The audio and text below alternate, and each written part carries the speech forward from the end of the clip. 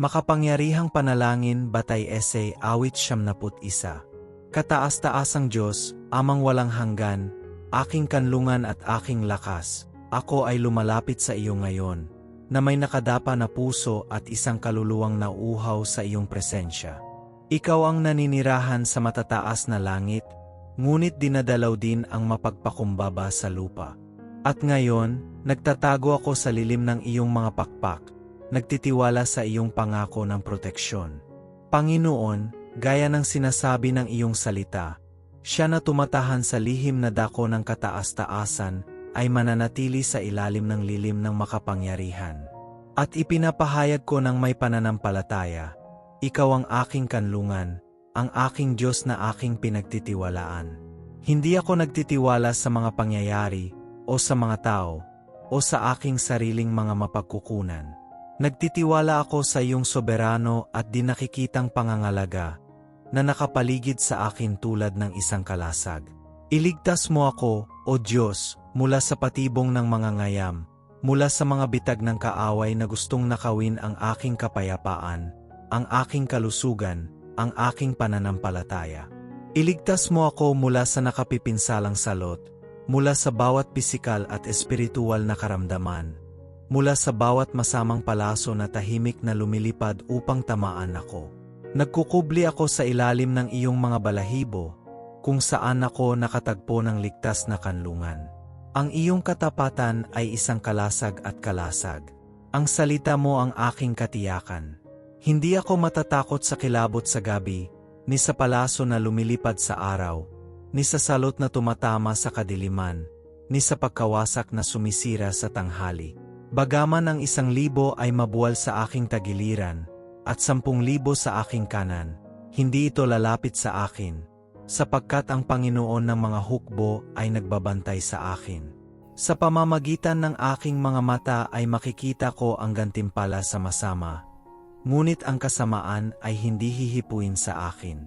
Dahil ginawa mo ang Panginoon na aking kanlungan, ang kataas-taasan na aking tahanan, walang kasamaan ang mangyayari sa akin, ni anumang salot ay lalapit sa aking tahanan.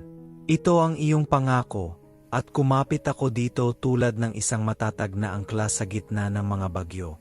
Ipadala ngayon, Panginoon, ang iyong makapangyarihang mga anghel sa paligid ko. Inutusan mo silang bantayan ako sa lahat ng aking lakad. Naway hawakan nila ako ng matatag na mga kamay, upang hindi ako matisod, huwag mawalan ng malay, huwag mahulog. At bagaman ang kaaway ay umuungal na parang leon, aking yayapakan ang leon at ang ahas. Aking dudurugin ang mga puwersa ng kadiliman, sapagkat ako ay nasa ilalim ng iyong autoridad. Ama, sinabi mo, dahil kumapit siya sa akin sa pag-ibig, ililigtas ko siya. Kaya eto ang pagmamahal ko sa iyo. Isang di perpekto ngunit tapat na pag-ibig, na sumisigaw ng tulong, na isinusuko ang sarili sa iyong pangangalaga. Iligtas mo ako, Panginoon. Itaas mo ako, sapagkat alam ko ang iyong pangalan. Kapag tumawag ako sa iyo, sagutin mo ako. Kasama ko siya sa paghihirap. Iligtas mo ako, parangalan mo ako, at punuin mo ang aking mga araw ng iyong maluwalhating presensya. Bigyan mo ako ng mahabang buhay, at ipakita mo sa akin ang iyong pagliligtas. Naway ang aking buhay ay maging isang buhay na patutuo ng iyong katapatan. Naway mamuhay ako sa kapayapaan sa gitna ng kaguluhan, sa kaligtasan sa gitna ng panganib, sa pag-asa kahit sa pinakamadilim na lambak, dahil alam ko kung sino ang aking pinaniniwalaan. At ngayon, Ama, nagpapasalamat ako sa iyo na kumikilos na pabor sa akin, kahit na hindi ko ito nakikita. Pinupuri kita dahil alam kong kumikilos ang langit sa panalangin ito. Naway ang lahat ng pagkabalisa ay magbigay daan sa pananampalataya. Naway ang lahat ng kawalan ng kapanatagan ay mapalitan ng pagtitiwala. Ikaw ang aking walang hanggang kanlungan. Sa pangalan ni Jesus, iyong minamahal na anak, dalangin ko, sumasampalataya ako, at niluluwalhati na kita para sa tagumpay. Amen. Kung naniniwala ka na ang Diyos ang iyong ligtas na taguan, magkomento ngayon. Sa ilalim ng mga pakpak ng kataas-taasan ako ay protektado.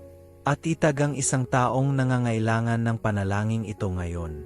Huwag kalimutang mag-subscribe sa aming channel at i-activate ang kampana para lagi kang maabisuhan ng mga bagong panalangin. God bless!